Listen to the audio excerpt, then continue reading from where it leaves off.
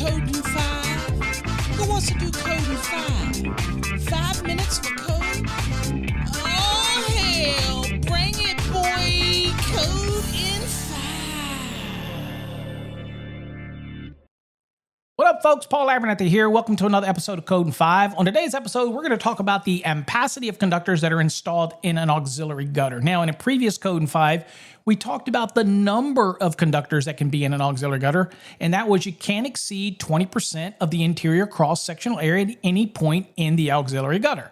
Well, now we've already installed those conductors in there. Now we want to know what the ampacity is of those conductors, and do we have to take into consideration adjustment factors if we have more than 3 current-carrying conductors? Now, that's going to depend on the type of auxiliary gutter that you have. And if I have a sheet metal auxiliary gutter, then I do not have to take adjustment factors that are found in 310.15c1. I don't have to take those into consideration until I exceed 30 current carrying conductors. And that means current carrying conductors, that means neutrals that are counted as current carrying conductors.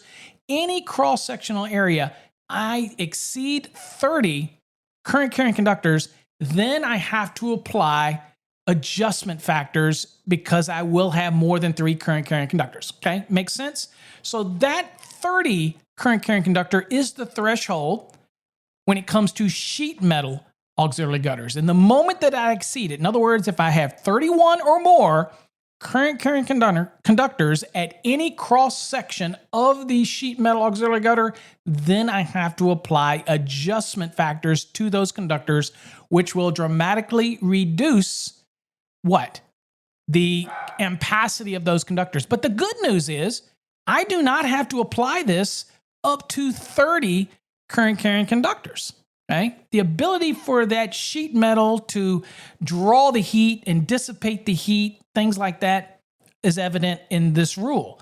Now, opposed to a non-metallic auxiliary gutter, here's the rules for non-metallic. It says the adjustment factors specified in 310.15c1 shall be applicable to the current carrying conductors up to and including the 20% fill specified in 366.22b. So I can fill any cross-sectional area up to 20%. That's the fill requirement. We already covered that in a previous Code in 5. And of course, all of these could be current carrying conductors. However, I will have to apply the adjustment factors when I have more than 3 current carrying conductors in an auxiliary gutter, just like what I would do if I was in a raceway. Same rules, right? So think about this. We know that we can't exceed any cross-sectional area of the interior for more than 20% when it comes to the actual number. And we covered that again in another Code in 5. When it comes to the ampacity of those conductors, okay, you're still going to use 310.16 to gain your ampacity values. You're going to do everything that you normally would do.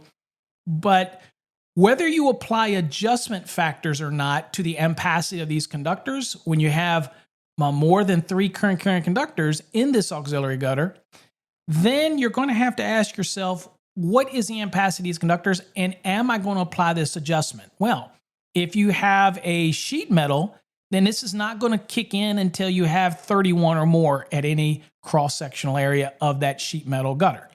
Okay, so if you got 28 current carrying conductors in there, you don't have to apply the adjustment factors in there. It's a beautiful thing, right? But if you have a non-metallic auxiliary gutter, then you're going to have to apply those adjustment factors right out the gate. Pretty simple, right? Now, as far as the ampacities and dealing with things like ambient temperatures and all those type of corrections and all that type of stuff, that's normal. You do it as you normally would. You have no reprieve from that. So even in a sheet metal, again, that only applies to when you have 3 or more current carrying conductors, doesn't kick in until you have 31 or more. But you could have an ambient condition that you still need to take into consideration. So don't think you're always off the hook, okay? There's conditions of use you do have to account for. So hopefully that explains it. Now you know about the ampacities, very much like a normal raceway installation. Okay, we just got some additional rules here that you have to follow. So hopefully you got something about it. Next time, join me and bring your code book as we talk about the National Electrical Code. Take care. God bless. Can we do code in 5? Who wants to do code in 5?